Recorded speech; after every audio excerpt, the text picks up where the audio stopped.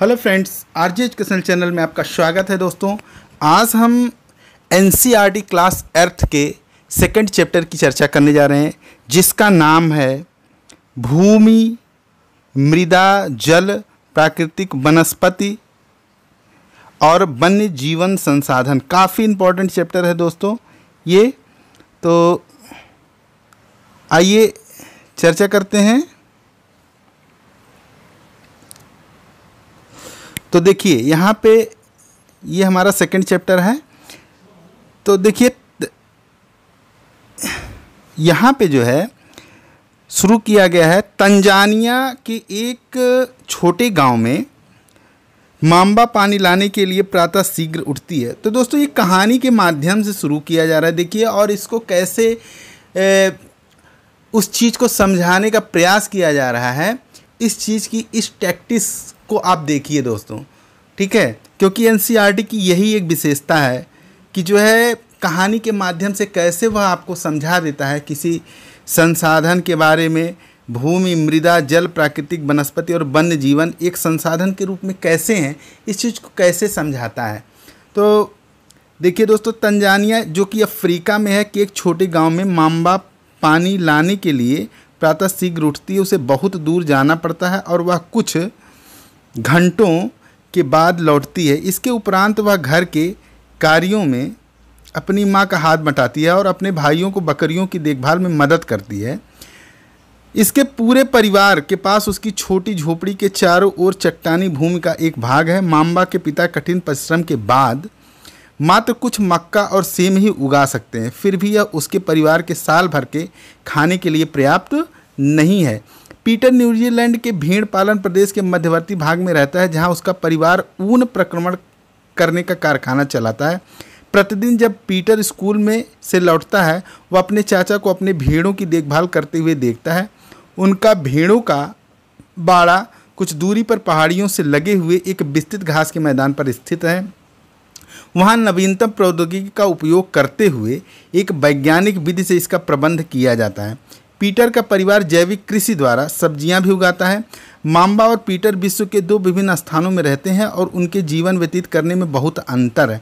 तो यहाँ पे देखिए दोस्तों, एक तंजानिया का उदाहरण दे रहा है जहाँ पे मांबा रहता है, उसके बाद पीटर न्यूजीलैंड। तो दोनों में एक कंपैरिजन कैसे करता है, ठीक है, यहाँ पे दिखाया गया है। तो मांबा और पीटर विश्व के दो विभिन्न स्थानों में रहते हैं और उनके जीवन व्यतीत करने में बहुत अंतर है। यह विभिन्नता भूमि की गुणवत्ता, मृदा, जल, वनस्पति, प्राणी और प्रौद्योगिकी के उपयोग की भिन्नता के कारण है, ठीक है। इस स्थानों का एक दूसरे से भिन्न होने का मुख्य कारण इस प्रकार के संसाधनों की उपलब्धता है। तो दोस्तों, जीवन में भिन्नता का बहुत बड़ा कारण संसाधन होते हैं, ठीक है, संसाधन।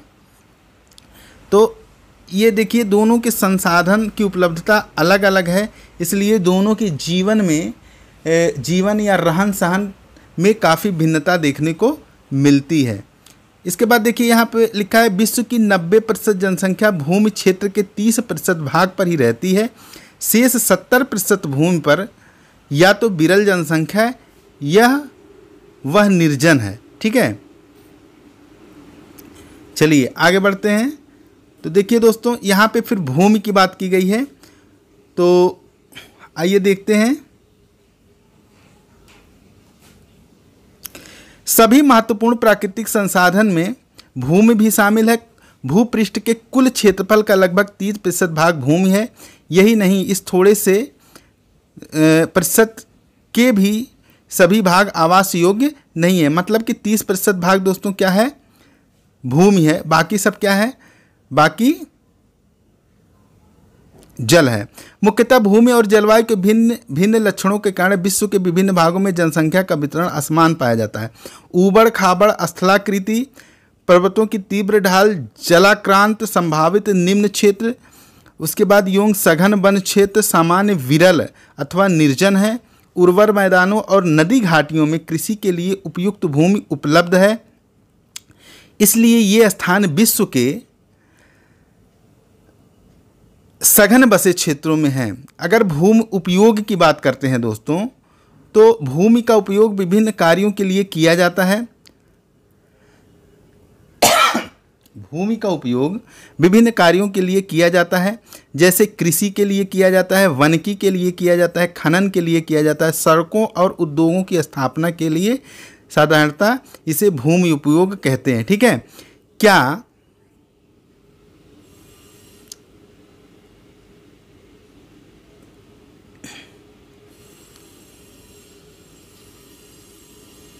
अब देखिए यहाँ पे दोस्तों भूमि उपयोग के अनुसार क्षेत्रफल का प्रतिशत, तो देखिए यहाँ क्षेत्रफल के अनुसार किस देश में कितने भूमियों का उपयोग होता है, यहाँ पे ये चीज़ें दी गई हैं।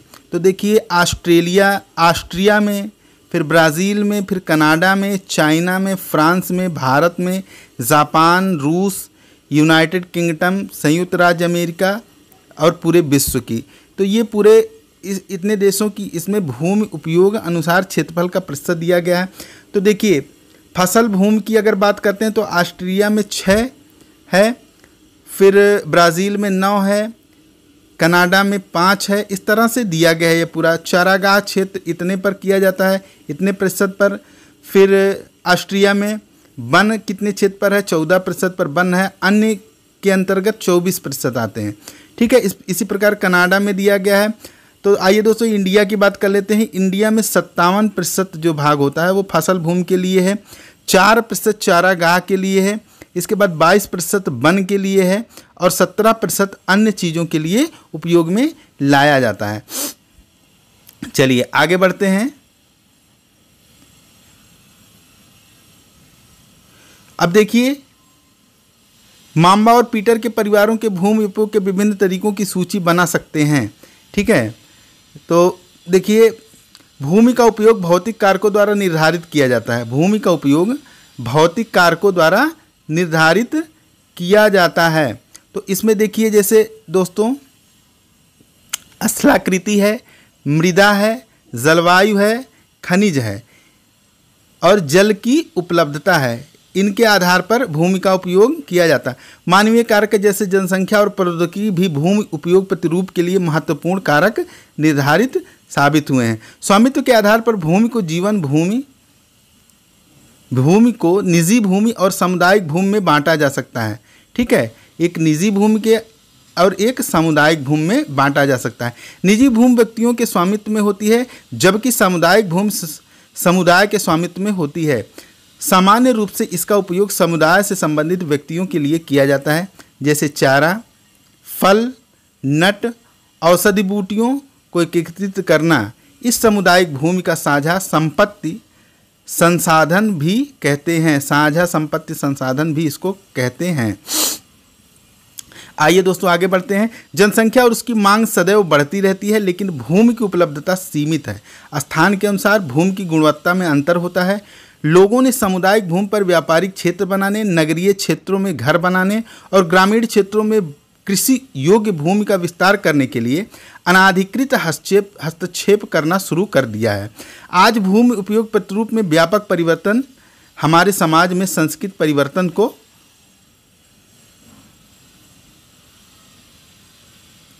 दर्शाते हैं। वर्तमान में कृषि और निर्माण संबंधी गतिविधियों के प्रसार के कारण निम्नलिखित भूस्खलन, मृदा अपरदन, मरुस्थलीकरण पर्यावरण के लिए प्रमुख खतरा है। भूमि संसाधन का संरक्षण। दोस्तों भूमि का संरक्षण कैसे कर सकते हैं? तो देखिए बढ़ती जनसंख्या तथा इसकी बढ़ती मांगों के कारण वन भूमि और कृषि योग्य भूमि का बड़े पैमाने पर विनाश हुआ है। इससे इस प्राकृतिक संसाधन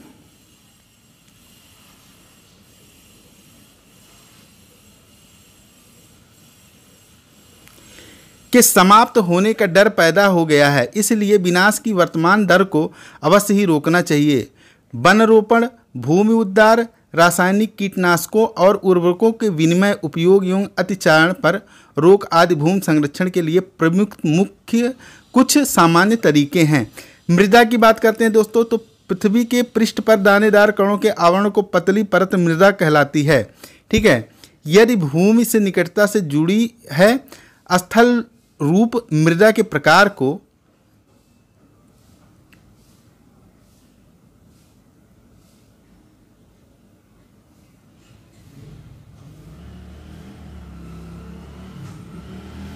निर्धारित करते हैं। मृदा का निर्माण चट्टानों से प्राप्त खनिजों और जैव पदार्थों तथा भूमि पर पाए जाने वाले खनिजों से होता है। यह अपक्षय की प्रक्रिया के माध्यम से बनती है। खनिजों और जैव पदार्थों का सही मिश्रण मृदा को उपजाऊ बनाता है। यहाँ देखिए दोस्तों, इधर देखिए, यहाँ पे भूस्खलन की बात करी गई है। तो देखिए भूस्खलन क्या होता है।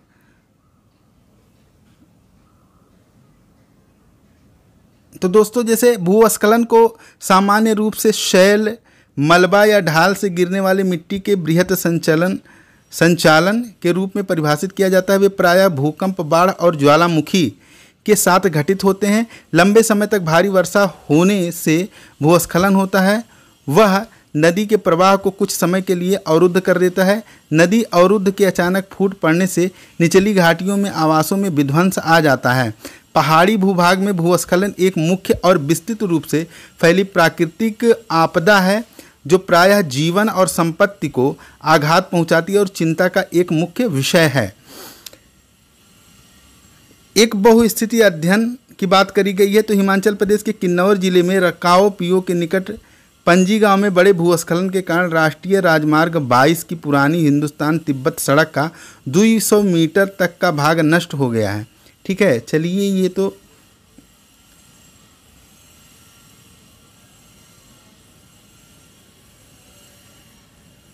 देखिए न्यूनीकरण कैसे इसे किया जा सकता है।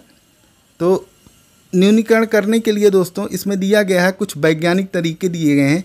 जैसे भूस्खलन प्रभावित क्षेत्रों का मानचित्र बनाकर इसमें प्रभावित होने वाले स्थानों को इंगित करना। इस प्रकार इसकी आवास बनाने के लिए छोड़ा जा सकता है। दूसरा, भूमि को खिसकने से बचाने के लिए प्रतिधारी दीवार का निर्माण किया जा सकता है। भूस्खलन को रोकने का सबसे प्रभावी तरीका वनस्पति आवरण में वृद्धि करना है। सतही अपवाह तथा झरना प्रवाहों के साथ साथ भूस्खलन की गतिशीलता को नियंत्रित करने के लिए पृष्ठीय अपवाह नियंत्रण उपाय कार्यान्वित किए गए हैं। ठीक है, अब देखिए दोस्तों, यहाँ पे मृदा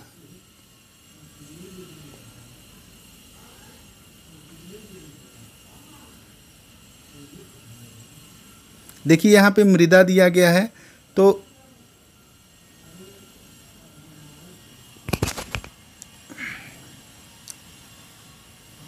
इस तरह से मृदाओं का निर्माण होता है। जनक, शैल, रंग, पठार, रासायनिक गुणधर्म, खनिज मात्रा,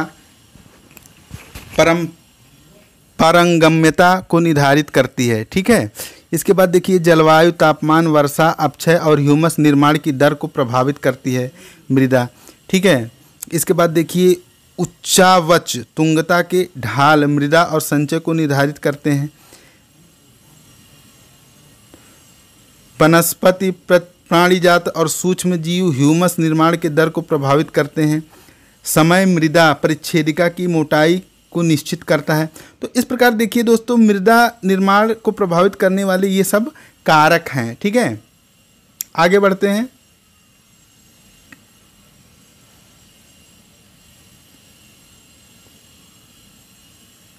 मृदा निर्माण के कुछ कारक हैं। मृदा निर्माण के कुछ कारक हैं। तो दोस्तों वो कारक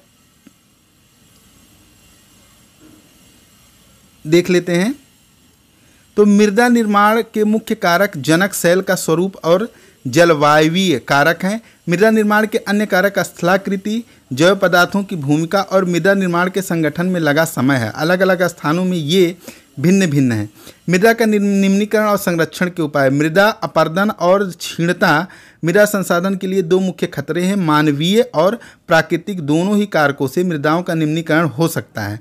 मृदा के निम्नीकरण में सहायक कारक वनोन्मूलन, अतिचारक, रासायनिक उर्वरकों और कीटनाशकों का अत्यधिक उपयोग तथा दोहन, भूस्खलन और बाढ़ हैं। मृदा संरक्षण की कुछ विधियां निम्न प्रकार हैं। आइए देखते हैं वो कौन कौन सी विधियां। देखिए मल्च बनाना, पौधों के बीच अनावरित भूमि जैव पदार्थ जैसे प्रवाल से ढक दी जाती हैं। इससे मृदा की आर्द्रता रुकी रहती है। ठीक है, इसके बाद देखिए वेदिका फार्म बनाया जाता है। तो चौड़े समतल सोपान अथवा वेदिका तीव्र ढालों पर बनाए जाते हैं ताकि सपाट सतह फसल उगाने के लिए उपलब्ध हो। इससे पृष्ठीय प्रवाह और मृदा अपरदन कम होता है। देखिए यहाँ चित्र के माध्यम से समझाया भी गया है, ठीक है। ऊपर समोच्च जुताई एक पहाड़ी ढाल पर समोच्च रेखाओं के समानांतर जुताई ढाल के नीचे बहते जल के लिए एक प्राकृतिक अवरोध का निर्माण करता है। फिर देखिए रक्षक मेखलाएं तटीय प्रदेश और शुष्क प्रदेशों में पवन गति रोकने के लिए वृक्ष कतारों में लगाए जाते हैं ताकि मृदा आवरण को बचाया जा सके, ठीक है। ये दोस्तों ये देखिए यहाँ पे ये रक्षक मेखला की चर्चा की गई है। देखिए यहाँ पे वेदिका फार्म इस तरह से बनाए गए हैं। वेदिका फार्म यहाँ पे बनाए गए हैं। देखिए ये देखिए वेदिका फार्म इस तरह से देखिए सीढ़ी नुमा बनाए गए हैं, ठीक है। इसके बाद दोस्तों ये देखिए यहाँ पे समोच्च जुताई करी जा रही है। समोच्च देखिए समोच्च जुताई का यहाँ उदाहरण दिया गया, वेदिका फार्म यहाँ दिया गया है, ठीक है। इस तरह से दोस्तों ये प्रकार हैं जिससे मृदा का संरक्षण किया जा सकता है। आइए आगे बढ़ते हैं। समोच्च रेखीय रोधिकाएं। समोच्च रेखीय रेखाओं पर रोधिकाएं बनाने के लिए पत्थरों, घास, मृदा का उपयोग किया जाता है। रोधिकाओं के सामने जल एकत्र करने के लिए खाइयां बनाई जाती हैं, ठीक है। ये एक क्रियाकलाप है। फिर चट्टान बांध क्या होता है? यह जल के प्रवाह को कम करने के लिए बनाए जाते हैं। यह नालियों की रक्षा करते हैं और मृदा क्षति को रोकते हैं। बीज की फसल उगाना। वर्षा दोहन से मृदा को सुरक्षित रखने के लिए अलग अलग समय पर भिन्न भिन्न फसलें एकांतर कतारों में उगाई जाती हैं। फिर जल की बात करते हैं दोस्तों, तो जल एक महत्वपूर्ण नवीकरणीय संसाधन है, ठीक है। जल एक महत्वपूर्ण नवीकरणीय संसाधन है, याद रखिएगा इसको दोस्तों। भूपृष्ठ का 3/4 भाग जल से ढका हुआ है, इसलिए इसे जलग्रह भी कहा जाता है। पृथ्वी का एक दूसरा नाम नीला ग्रह या जलग्रह भी है। लगभग 3.5 अरब वर्ष पहले जीवन आदि महासागर से ही प्रारंभ हुए। यद्यपि आज भी महासागर पृथ्वी की सतह को 2/3 भाग को ढके हुए है और विविध प्रकार के पौधों और जंतुओं की मदद करता है। महासागरों का जल लवणीय है और मानवीय उपभोग के लिए उपयुक्त नहीं है। अलवण जल केवल 2.7% ही है। इसका लगभग 70% भाग बर्फ की चादरों और हिमानियों के रूप में अंटार्कटिका, ग्रीनलैंड और पर्वतीय प्रदेशों में पाया जाता है। अपनी स्थिति के कारण ये मनुष्य की पहुंच के बाहर हैं। केवल 1% अलवण जल उपलब्ध है और वह मानव उपभोग के लिए उपयुक्त है। यह भौम जल नदियों, झीलों में पृष्ठीय जल के रूप में तथा वायुमंडल में जल वाष्प के रूप में पाया जाता है।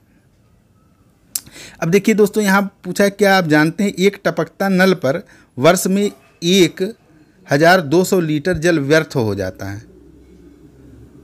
यहाँ देखिए 1975 में मानव उपयोग के लिए जल की खपत 3850 घन किलोमीटर प्रति वर्ष थी, जो कि 2000 में बढ़कर 6000 घन किलोमीटर प्रति वर्ष से भी अधिक हो गई है।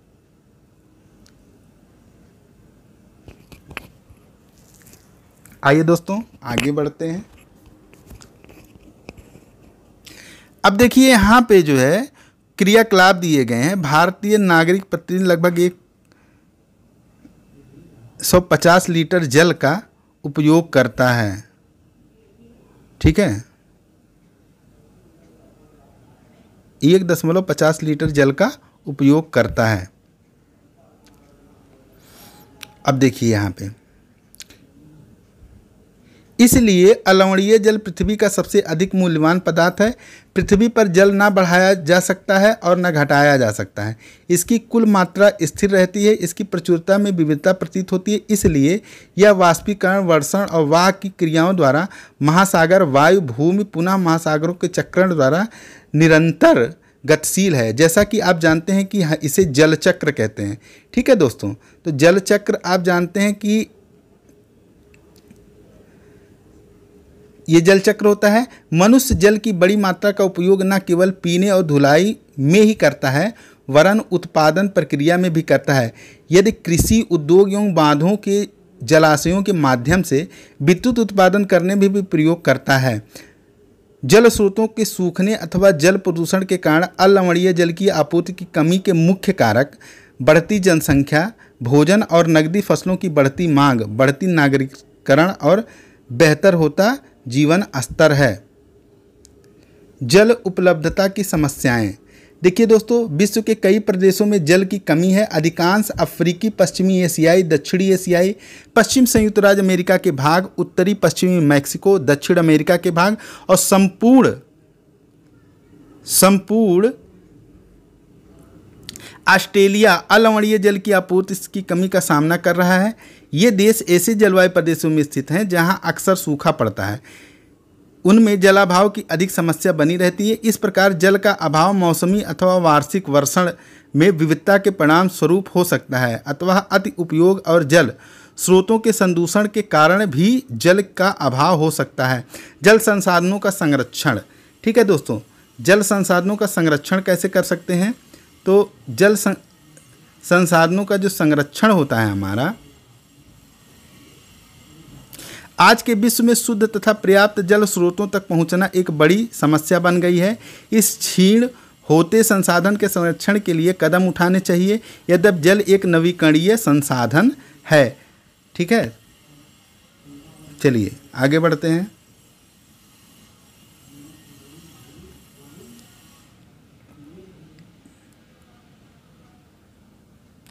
अति उपयोगी और प्रदूषण से उपयोग के लिए अनुपयुक्त बना देता है। असंशोधित, आंशिक रूप से शोधित वाहित मल, कृषि रसायनों का विसर्जन और जल निकायों में औद्योगिक बहिस्राव जल के प्रमुख संदूषक हैं।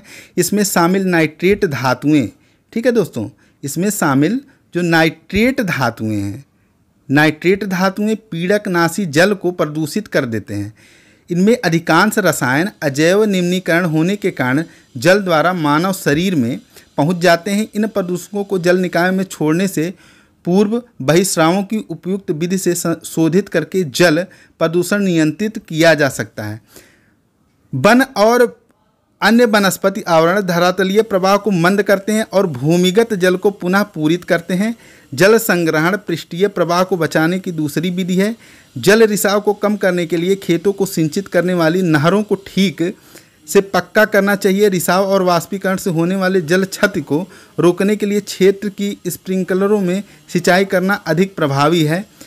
वाष्पीकरण की अधिक दर वाले शुष्क प्रदेशों में सिंचाई की ड्रिप अथवा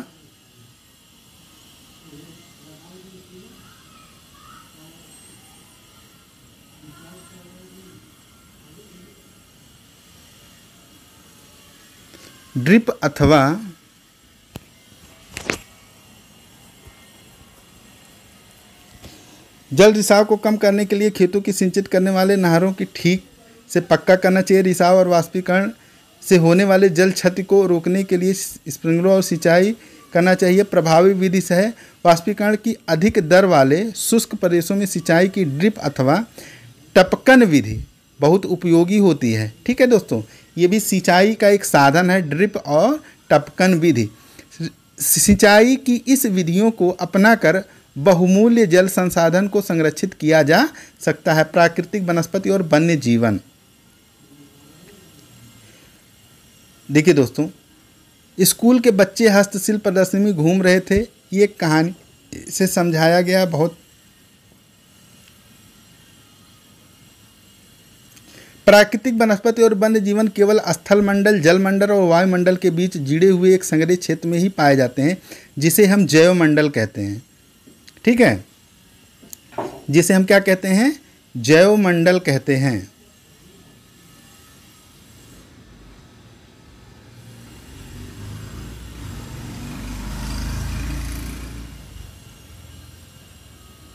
सभी जीवित जातियां जीवित रहने के लिए एक दूसरे से परस्पर संबंधित और निर्भर रहती हैं। इस जीवन आधारित तंत्र को परितंत्र कहते हैं। क्या कहते हैं दोस्तों? इसको क्या कहते हैं? इसको परितंत्र कहते हैं। इसको कहते हैं परितंत्र। वनस्पति और वन्य जीवन बहुमूल्य संसाधन है। पौधे हमें इमारती लकड़ी देते हैं, प्राणियों को आश्रय देते हैं, ऑक्सीजन उत्पन्न करते हैं जिसमें हम सांस लेते हैं। फसलों को उगाने के लिए आवश्यक मृदा की सुरक्षा करते हैं, रक्षक मेखला के रूप में भी कार्य करते हैं, भूमिगत जल के संरक्षण में सहायता करते हैं, हमें फल, लेटेक्स, टारपीन का तेल, गोंद, औषधीय पौधे और कागज प्रदान करते हैं, जो आपके अध्ययन के लिए अत्यधिक आवश्यक है। पौधों के असंख्य उपयोग हैं, जिसमें आप कुछ और जोड़ सकते हैं। वन्य जीवन के अंतर्गत जंतु, पक्षी, कीट एवं जलीय जीव रूप आते हैं। उनमें हमें दूध, मांस, खाल और ऊन प्राप्त होते हैं। कीट जैसे मधुमक्खी हमें शहद देते हैं, फूलों के परागकण मदद करते हैं और परितंत्र में अपघटक के रूप में एक महत्वपूर्ण भूमिका निभाते हैं। चिड़िया अपने भोजन के लिए कीटों पर निर्भर रहती है और अपघटकों के रूप में कार्य करती है। गिद्ध मृत जीव जंतुओं को खाने के कारण एक अपमार्जक है और पर्यावरण का एक महत्वपूर्ण शोधक समझा जाता है।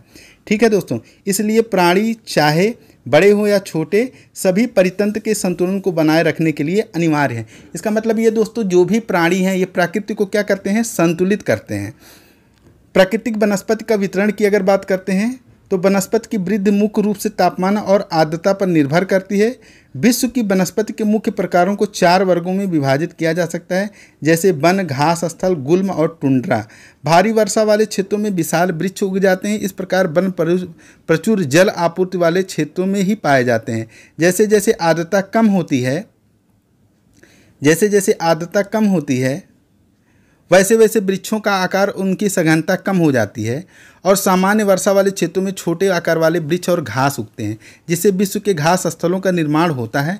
कम वर्षा वाले शुष्क प्रदेशों में कटीली झाड़ियाँ एवं गुल्म उगते हैं। इस प्रकार के क्षेत्रों में पौधे की जड़ें गहरी होती हैं। वाष्पोत्सर्जन से होने वाली आर्द्रता की हानि को घटाने के लिए इन पेड़ों की पत्तियाँ कांटेदार और मोमी तरह सतह वाली होती हैं। शीत ध्रुवीय प्रदेशों की टुंड्रा वनस्पति में मांस और लाइकेन सम्मिलित हैं। वनों को उनकी पत्तियों गिनाने के आधार पर प्रायः सदाहरित वन और पर्णपाती वन के रूप में वर्गीकृत किया जाता है। सदाहरित वन उन्हें कहते हैं जिन वनों के वृक्ष वर्ष के किसी भी ऋतु में अपनी पत्तियां एक साथ नहीं गिराते हैं। पर्णपाती वन ऐसे वन है जिसके वृक्ष वाष्पोत्सर्जन से होने वाली हानि को रोकने के लिए किसी विशेष ऋतु में अपनी पत्तियां गिरा देते हैं। ये वन विभिन्न अक्षांश में इसकी स्थिति के आधार पर उष्णकटिबंधीय अथवा शीतोष्ण कटिबंधीय में वर्गीकृत किए गए हैं। आप पिछली कक्षा में विभिन्न प्रकार के वन और उनके वितरण और उनसे संबंधित प्राणी विज्ञान के बारे में विस्तार से पढ़ चुके हैं। चलिए, प्राकृतिक वनस्पति और वन्य जीवन का संरक्षण कैसे किया जा सकता है। वन हमारी संपदा है। पौधे जंतुओं को आश्रय प्रदान करते हैं और साथ ही परितंत्र को भी अनुरक्षित करते हैं। जलवायु में परिवर्तन और मानव हस्तक्षेप के कारण पौधों और जंतुओं के प्राकृतिक आवास नष्ट हो सकते हैं। बहुत सी जातियां असुरक्षित अथवा संकटापन्न हैं और कुछ लुप्त होने के कगार पर हैं। वनोन्मूलन, मृदा अपरदन, निर्माण कार्य, दवानल और भूस्खलन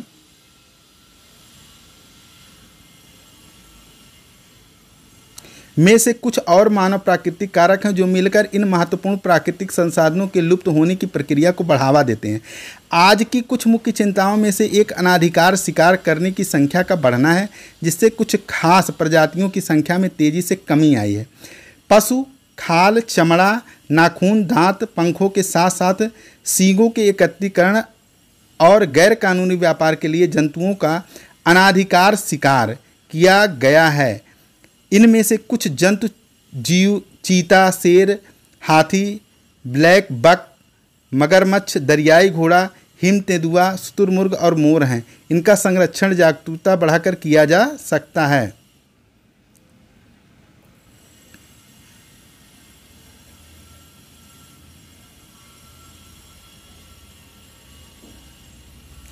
इसके बाद देखिए दोस्तों, ये अंतिम पेज है। राष्ट्रीय उद्यान, वन्य जीव अभयारण्य, जैवमंडल निश्चय हमारी प्राकृतिक वनस्पति और वन्य जीवन को सुरक्षित रखने के लिए बनाए जाते हैं। सकरी घाटियाँ, झीलों और आर्द्र भूमि का संरक्षण मूल्यवान संसाधन नष्ट होने में बचाने के लिए आवश्यक है। यदि प्रजातियों की सापेक्ष संख्या को भंग न किया जाए तो पर्यावरण में संतुलन बना रहता है। विश्व के अनेक भागों में मनुष्य ने अपने क्रियाकलाप से अनेक प्रजातियों के प्राकृतिक आवासों में उथल पुथल कर दी है।